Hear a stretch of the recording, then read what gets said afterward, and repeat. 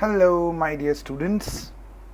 So, welcome back to yet another session of electrochemistry. Now, in today's class, we are going to start with a very interesting part. That's the second part of the chapter. Now, in this part, we are going to talk about a very interesting thing that is nothing but known as electrolytic cell. And obviously, I'm the host for today's lecture, and my name is Manjot Singh.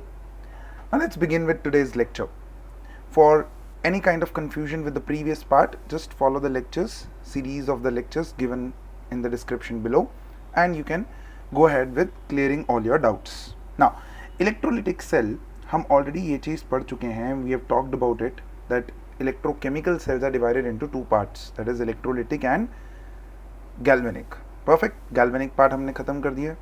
Electrolytic cell जो है, electrolytic cell के अंदर हम already बात कर चुके हैं that we are going to take care of direct redox reaction. ये बहुत इंपॉर्टेंट है मेरे बच्चे. डायरेक्ट रेडॉक्स रिएक्शन की बात करेंगे. गैल्वेनिक में इनडायरेक्ट रेडॉक्स रिएक्शन की बात की थी और हमने इसका एक सेटअप प्रीवियस क्लासेस में देख लिया है, जहाँ पर हम एक सोल्यूशन लेंगे, उसके अंदर इलेक्ट्रोड डालेंगे और इलेक्ट्रोड को कनेक्ट कर देंगे विद द बैटरी. करेक्ट. अब यहाँ पर आपको एकदम परफेक्टली ध्यान रखना है कि पॉजिटिव टर्मिनल नेगेटिव टर्मिनल आएगा. नेगेटिव टर्मिनल को हम यहाँ पर कैथोड बोलेंगे और पॉजिटिव टर्मिनल को हम यहाँ पर एनोड बोलेंगे. ऑपोजिट हो जाएंगी पोलैरिटीज, लेकिन एनोड पे हो रहा होगा ऑक्सीडेशन, कैथोड पे हो रहा होगा reduction. So this is very important to understand. और यहाँ पर जो ये इलेक्ट्रोलिटिक सोल्यूशन लिया है which contains nothing but electrolytes, these electrolytes, इनके जो आयंस हैं, these ions will get decomposed. Correct. Basically the electrolyte that you have put into this solution, that will get decomposed into its ions and further to its constituent elements. तो ये चीज बहुत importantly ध्यान रखनी है कि यहाँ पर once again direct redox reaction का यूज होगा. और इलेक्ट्रोलिटिक सेल में जो ये प्रोसेस होता है, process of decomposing the electrolyte into its ions and then to its elements, इस प्रोसेस को नाम दिया जाता है इलेक्ट्रोलाइसिस. करेक्ट. बट ये इलेक्ट्रोलाइसिस तक पहुंचने के लिए हमको बहुत सारे स्टेयर्स जो हैं क्लाइंब करने हैं. जैसे हमने गैल्वेनिक सेल में किया था, वैसा ही कुछ सिमिलर इलेक्ट्रोलिटिक सेल में भी करेंगे. पहले कुछ इंपॉर्टेंट टर्म्स के बारे में पढ़ेंगे and then we will go ahead with basically the explanation of electrolysis. Perfect. Okay, so let's start and let's begin with the first and very foremost thing that you need to understand, and that is nothing but conductance. बहुत important है ये चीज, conductance. What is conductance? Physics में आप पढ़ चुके हैं, electricity chapter में आप पढ़ चुके हैं. Conductance is nothing but the ease with which current can flow through any substance. Correct? That's simple. समझा हुआ है हमने. The ease with which current can flow through any substance. अब वहां पर आपने एक कंडक्टर पढ़ा हुआ है जिसको हम लोग सॉलिड कंडक्टर बोलते हैं, जिसको हम मेटालिक कंडक्टर बेसिकली बोलते हैं. लेकिन यहां पर हम जो कंडक्टेंस देखेंगे वो एक सोल्यूशन का देखेंगे. करेक्ट. तो बेसिकली ये जो कंडक्टेंस है that is classified into two portions. एक जिसको हम बोलते हैं मेटालिक कंडक्टेंस, दूसरा जिसको हम बोलते हैं इलेक्ट्रोलिटिक कंडक्टेंस. मेटालिक कंडक्टेंस के अंदर हमारे पास एक सॉलिड मेटालिक कंडक्टर होता है और इलेक्ट्रोलिटिक कंडक्टेंस में हमारे पास एक इलेक्ट्रोलिटिक सॉल्यूशन होगा. Perfectly okay. ऑलराइट. अब सबसे पहले इन दोनों में एक ब्रीफ डिफरेंशिएशन पता होना चाहिए कि भी मेटालिक कंडक्टर और इलेक्ट्रोलिटिक कंडक्टेंस में क्या फर्क है. तो चलिए, पहला point of difference. In metallic conductance, the metallic substance which allow the electricity to pass through them, but in this metallic conductance there is no chemical change in the conductor. Simple सी बात है बच्चे. Suppose करो ये copper का wire है और इसको आपने एक सर्किट में कनेक्ट किया है. Now this will start flowing the electrons. Correct. This will start flowing the electrons. अब जब ये इलेक्ट्रॉन्स फ्लो हो रहे हैं तो क्या ये कॉपर वायर जिंक में कन्वर्ट हो जाएगा? क्या ये कॉपर वायर सिल्वर में कन्वर्ट हो जाएगा? नहीं. It will remain as copper, right? Whereas in case of electrolytic conductance, these are the substances, or I would say the solutions, which allow the electricity to pass through them in their molten state. पहली चीज, solid state में नहीं conduct करेंगे, in their molten state or in the form of their aqueous solutions, and they undergo chemical decomposition.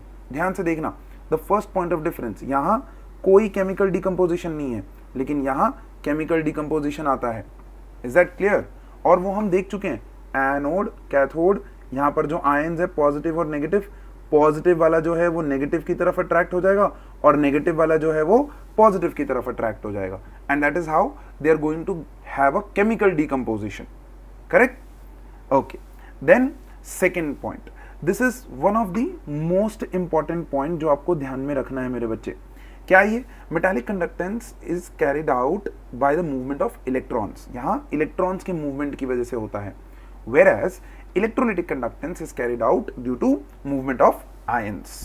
Simple है, समझ में आता है, डायरेक्ट है, कोई दिक्कत नहीं है। फिर आता है that metallic conductance decreases with increase in temperature and electrolytic conductance increases with increase in temperature.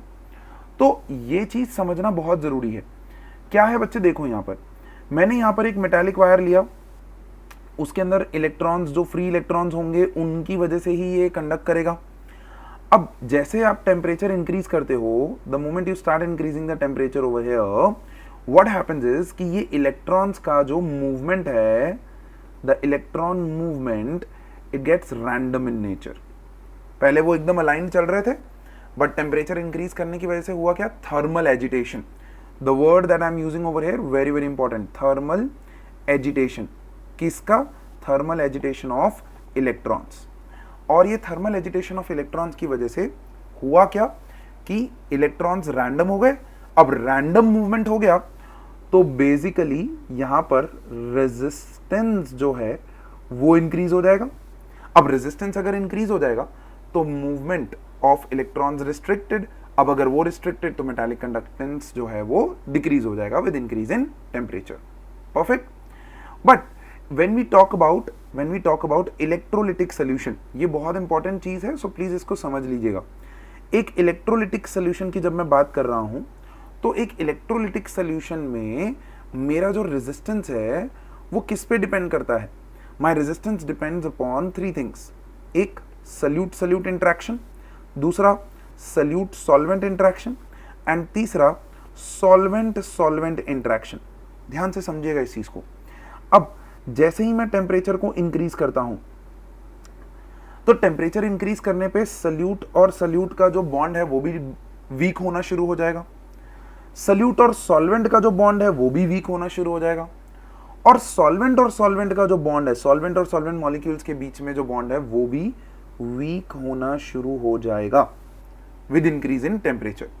Now, the moment solute-solute bond is weakened, the movement of solute particles, that is the ions, will increase. Inter-ionic forces कम कर दिए तो ions का movement तेज हो जाएगा। अब वो तेज हो गया तो resistance जो है वो decrease हो जाएगा, और resistance decrease हो गया तो basically conduction जो है वो increase हो जाएगा।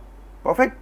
Similarly, solute-solvent interaction weak हो गया, मतलब सॉल्वेशन बेसिकली कम हो गया। सॉल्वेशन कम हो गया तो आयंस जो हैं वो और फ्री हो जाएंगे मूवमेंट के लिए। सॉल्वेंट सॉल्वेंट इंटरेक्शन, अब solvent solvent interaction basically decides the viscosity of the solvent.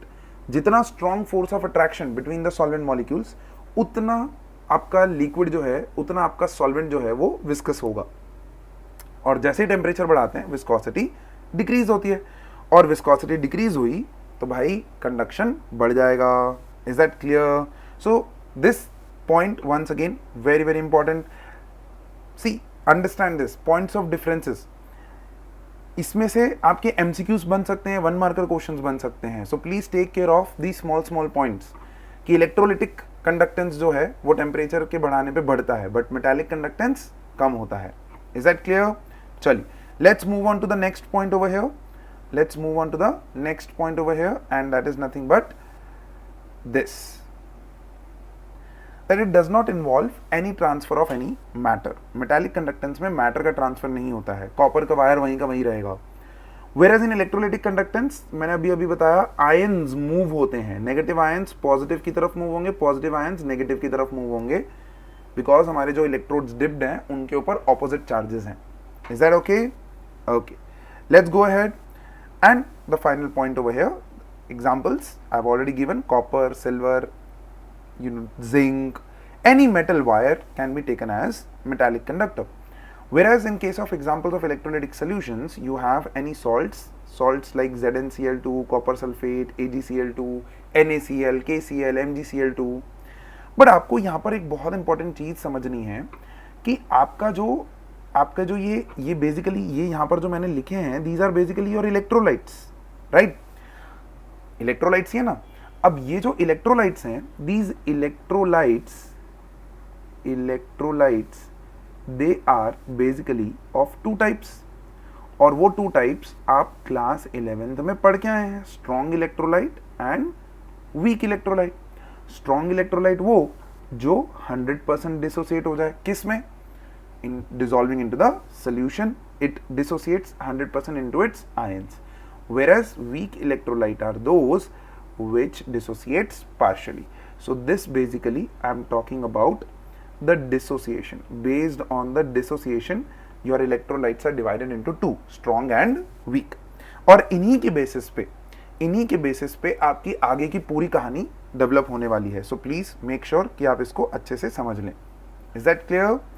All right, great. चलिए, let's move ahead and talk about very interesting thing, that is nothing but factors affecting what? Factors affecting metallic conductance and electrolytic conductance. तो metallic conductance के factors हैं ये, the nature and the structure of metal. Already physics में पढ़ के I am not going in detail of this. The number of valence electrons per atom, जितने ज़्यादा होंगे उतना ज़्यादा conductance होगा. The density of the metal, density जितना कम उतना ज़्यादा faster movement of electrons. The more better the conductance. Temperature, it decreases with increase of temperature, जो हम already discuss करके आए हैं. Discussed not later, it is discussed before. गलती हो गया है यहाँ पर. So discussed before, right? Perfectly discuss कर लिया. And then factors affecting electrolytic conductance. The first factor, nature of electrolyte. अभी हमने बताया solvent interaction जो है वो, sorry, nature of electrolyte. Electrolyte का नेचर देखना है तो बेसिकली हम देखते हैं कि भाई आयंस पॉजिटिव और नेगेटिव होते हैं, उनके बीच में फोर्स ऑफ अट्रैक्शन जितना ज़्यादा उतना जो है कंडक्टेंस कम होगा, और जितना कम फोर्स ऑफ अट्रैक्शन उतना ज़्यादा conductance. Correct. Then nature of solvent and its viscosity, already discussed. Then size of the ions produced and their solvation. Once again this is solute solvent interaction I am talking about. This is solvent interaction I am talking about, and this is solute interaction which has already been discussed. Then the fourth point is concentration of the electrolytic solution. Now this is simple कि भाई अगर हमारे पास एक ऐसा solution है जिसके अंदर 1 molar electrolyte है और एक ऐसा solution है जिसके अंदर 2 मोलर इलेक्ट्रोलाइट है. Obviously 1 मोलर के अंदर 1 मोल ऑफ इलेक्ट्रोलाइट है और 2 मोलर के अंदर 2 मोल ऑफ इलेक्ट्रोलाइट है. तो जिसके अंदर आयन ज्यादा उसके अंदर कंडक्शन जो है वो ज्यादा ही होने वाला है. परफेक्ट है. And then finally the temperature, already बता दिया, टेम्परेचर बढ़ने पे ये तीनों फैक्टर्स डिक्रीज होते हैं. ये डिक्रीज हुए तो रेजिस्टेंस डिक्रीज हो गया, रेजिस्टेंस डिक्रीज हो गया तो कंडक्टेंस बढ़ जाएगा. So with increase in temperature over here the conductance is going to increase. Perfect है, क्लियर? ऑल राइट, चलो. Then we move ahead, since we are going to talk about chemistry. तो chemistry के अंदर हम electrolytic conductance के बारे में ही बात करने वाले हैं, and that electrolytic conductance is going to be talked about in certain general terms, common terms which are being used over here, जो कि आप ऑलरेडी फिजिक्स में भी पढ़ के आए हैं, बट उनको हम with respect to electrolytic conductance देखेंगे. ऑलराइट, चलिए, तो let's go ahead with some common terms. The first term over here is resistance. As already talked about, resistance क्या होता है? It measures the obstruction to the flow of current. Basically, it is the measure with which the electrons or the ions which are flowing in metallic or ionic conductor, those obstructions which are coming in the way of ions or electrons, उन्हीं को हम बोलते हैं resistance. Clear?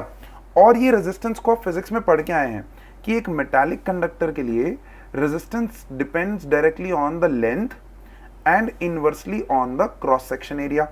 तो बस यहां पर भी resistance is going to be directly proportional to L and inversely proportional to area. मजे की बात बताऊं, यहां पर एक बहुत मजे की बात यह है कि मेटालिक कंडक्टेंस के ऊपर हम ओम्स लॉ लगा सकते हैं और इलेक्ट्रोलिटिक कंडक्टेंस पे भी हम ओम्स लॉ लगा सकते हैं। दैट्स एक्सपेरिमेंटली प्रूवन कि आपका जो ओम्स लॉ है that follows metallic conductance also and electrolytic conductance also. So that's the interesting part. तो जितने फॉर्मूलाज आपने फिजिक्स में पढ़े हैं वो सारे के सारे फॉर्मूलाज आप यहां लगा पाएंगे, बट एक माइनर सा चेंज करेंगे हम उसके अंदर। माइनर सा चेंज ये है कि वहां पर आप L को बोलते थे लेंथ ऑफ द कंडक्टर, यहां पर हम बोलेंगे L is nothing but distance between the electrodes, and that is already written also. See this distance between the electrodes. Electrolytic conductance कैसा होता है मेरे बच्चे, यहां पर हमने एक बीकर लिया, इलेक्ट्रोड्स लिए, ये सोल्यूशन है। अब इन इलेक्ट्रोड्स के बीच का जो डिस्टेंस है ये दिस डिस्टेंस ओवर हियर, इसको हम L बोलते हैं। और ये जो effective area of electrode dipped है, देखो पूरा इलेक्ट्रोड डिप्ड नहीं है, सिर्फ इतना ही इलेक्ट्रोड डिप्ड है, तो इस एरिया को हम लोग बोलते हैं effective area of cross section. ये बहुत इंपॉर्टेंट है समझना, it's not area of cross section directly, it's effective area of cross section, correct. So L और A हल्का सा यहां पर डिफरेंट आ जाते हैं। वहां पर L लेंथ ऑफ कंडक्टर था, यहां पर L distance between the electrodes है, वहां पर A area of the conductor था डायरेक्टली, यहां पर A effective area cross section of electrodes हो जाएगा, effective area of cross section of electrodes. अब ध्यान से समझिएगा इस चीज को, जैसे ये प्रोपोर्शनलिटी साइन हटता था तो एक बड़ी इंटरेस्टिंग चीज हमारे सामने आती थी जिसको हम बोलते थे rho, correct. This was known as rho, और इस रो को हम बोलते थे रेजिस्टिविटी और specific resistance. And how it was defined as, how specific resistivity is defined as, formula है आपके सामने देखो, स्पेसिफिक रेजिस्टेंस। स्पेसिफिक रेजिस्टेंस मतलब उस केस में आप एरिया को कर देते थे 1 सेंटीमीटर स्क्वायर और लेंथ को कर देते थे 1 centimetre. In case of basically physics you take length as 1 metre and area as 1 metre square. क्यों? क्योंकि वहां पर कंडक्टर्स का लेंथ जो है वो काफी बड़ा होता है, बट यहां पर जो है हम सेल के अंदर बात कर रहे हैं, सेल के अंदर L is distance between the electrodes. अब डिस्टेंस बिटवीन द इलेक्ट्रोड्स जो है वो मीटर में मापने जाओगे तो बहुत छोटी वैल्यू आएगी, इसलिए हमने यूनिट को छोटा कर दिया कि भाई 1 centimetre and 1 centimetre square. Perfect. तो चलिए देखते हैं how this is defined over here, how this is defined over here. Specific resistance of an electrolytic solution is defined as the resistance, ध्यान से देखो, it is the resistance of a solution in which electrodes are kept 1 centimeter apart having effective cross section area of 1 centimeter square। Interesting है। अब ध्यान से देखो इस बच्चे, इस चीज को ध्यान से देखिएगा, बहुत इंटरेस्टिंग चीज है। मैंने यहां पर एक इलेक्ट्रोड लिया, उसका इफेक्टिव एरिया है 1 सेंटीमीटर स्क्वायर, और यहां पर एक इलेक्ट्रोड लिया, उसका इफेक्टिव एरिया है 1 सेंटीमीटर स्क्वायर, और इस पूरे को एक सोल्यूशन के अंदर डिप कर दिया मैंने, and I have connected this to an battery outside. ठीक है बच्चे, ये चीज को ध्यान से समझिए, बहुत इंटरेस्टिंग चीज है ये चीज अगर आपने नहीं समझी तो आपको समझ में नहीं आएगा ये चैप्टर में क्या हो रहा है। Is that okay? अब ये जो 1 सेंटीमीटर है, इनके बीच में डिस्टेंस भी 1 सेंटीमीटर। तो अगर मैं इस डायग्राम को कंप्लीट करूं समथिंग लाइक दिस, तो you will see this is actually a cube. ये एक क्यूब है जिसका वॉल्यूम इज 1 सेंटीमीटर क्यूब। तो क्या मैं ये बोल सकता हूं that specific resistance of an electrolytic solution is thus defined as the resistance of the solution of volume 1 centimeter cube, but उसके अंदर कंडीशन ध्यान रखना मेरे बच्चे, कंडीशन ये है कि area of the electrodes 1 centimetre square होना चाहिए and length between, distance between the electrodes 1 centimetre होना चाहिए। सो this is the important part. या तो आप वॉल्यूम 1 सेंटीमीटर क्यूब ले लो और उसका रेजिस्टेंस माप लो, correct, that is basically resistivity. या फिर आप बोलो कि area of effective area 1 centimetre square and length 1 centimetre, distance between the electrode 1 centimetre, वो कर लिया तो भी आप बोल सकते हो कि वो एक उस सोल्यूशन का रेजिस्टिविटी है या स्पेसिफिक रेजिस्टेंस है। देखो स्पेसिफिक वर्ड तभी आता है जब हम चीजों को यूनिट कर देते हैं। Is that clear? जैसे आपने हीट कैपेसिटी सुना है थर्मोडायनामिक्स में, ऐसे ही स्पेसिफिक हीट कैपेसिटी सुना है। तो स्पेसिफिक हीट में हम ये बोल देते हैं कि 1 ग्राम सब्सटेंस को हीट करने के लिए या कंप्लीटली बर्न करने के लिए जो हीट चाहिए उसको हम बोलते हैं उसका specific heat capacity. Similarly over here also resistance and specific resistance, correct? Then we have very important term that is nothing but conductance, which is opposite of resistance. बोलते हैं ऐसे हैं लेकिन उसको डिफाइन कैसे करते हैं? It is the property of the conductor, metallic as well as electrolytic, जिसको हम बोलते हैं which facilitates the flow of electrons और ions through it. Property of a conductor, कौन सा कंडक्टर? मेटालिक या फिर इलेक्ट्रोलिटिक, दोनों हम बात कर चुके हैं। Which facilitates the flow of electrons और ions, and I have already told you it is reciprocal of resistance. अब अगर ये रेसिप्रोकल ऑफ रेजिस्टेंस है तो G का फॉर्मूला हो जाएगा G is equals to 1/R। डिनोशंस ध्यान रखिएगा, कंडक्टेंस को G से मेंशन करते हैं। और अगर R की वैल्यू मैं यहां पर रखूं तो R was nothing but rho into L by A, तो ये A बाय L हो जाएगा। देखो rho into G is equals to 1/R, तो 1 upon rho into L by A, ऐसा आएगा फॉर्मूला L बाय, और ये A ऊपर चला जाएगा तो finally you will fall to this formula over here. So G is equals to 1/रो A इंटू L, 1/रो A बाय L। और इस 1/रो को एक स्पेशल नाम दिया गया क्योंकि रो हमारा कांस्टेंट है बच्चे।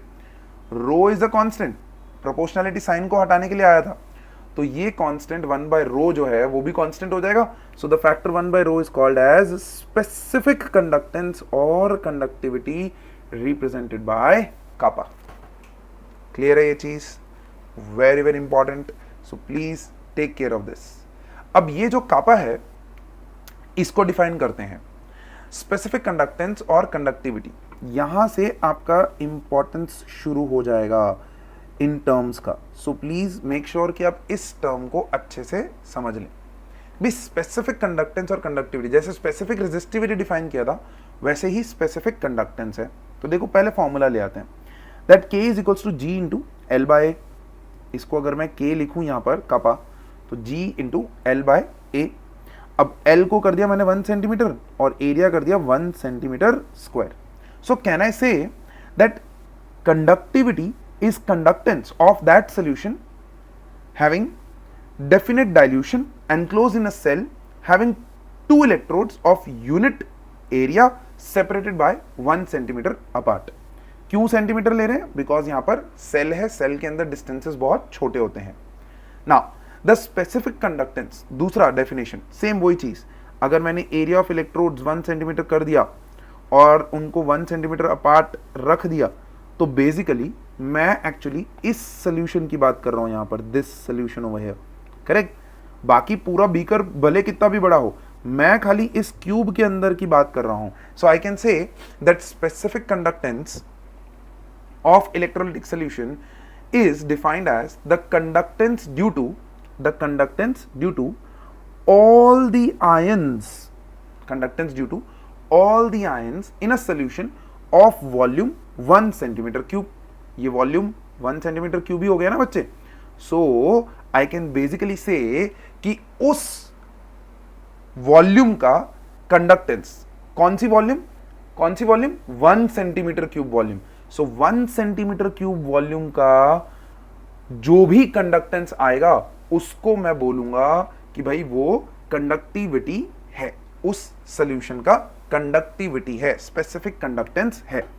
This is very very important. Volume 1 centimetre cube ले रहे हैं। Is that clear? In the next lecture you are going to have confusions between the terms, तो इसीलिए ये 4 टर्म्स इस लेक्चर के अंदर अच्छे से समझो, और समझते समझते आपको ध्यान रखना है मेरे बच्चे, आपको ध्यान इस चीज का रखना है कि आपको इन सारे टर्म्स के units are very very important.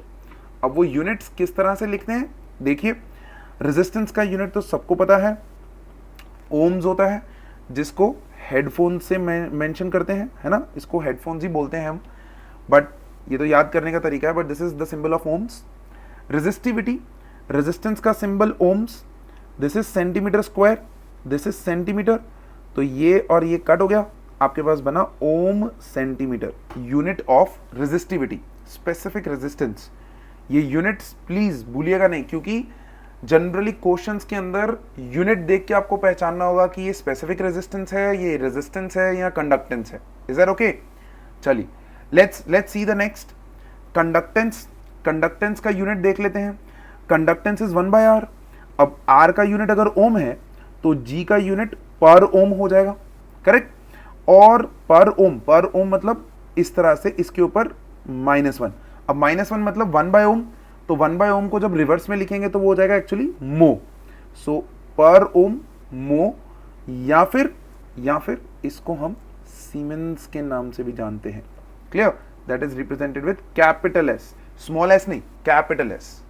Perfectly okay? All right, great.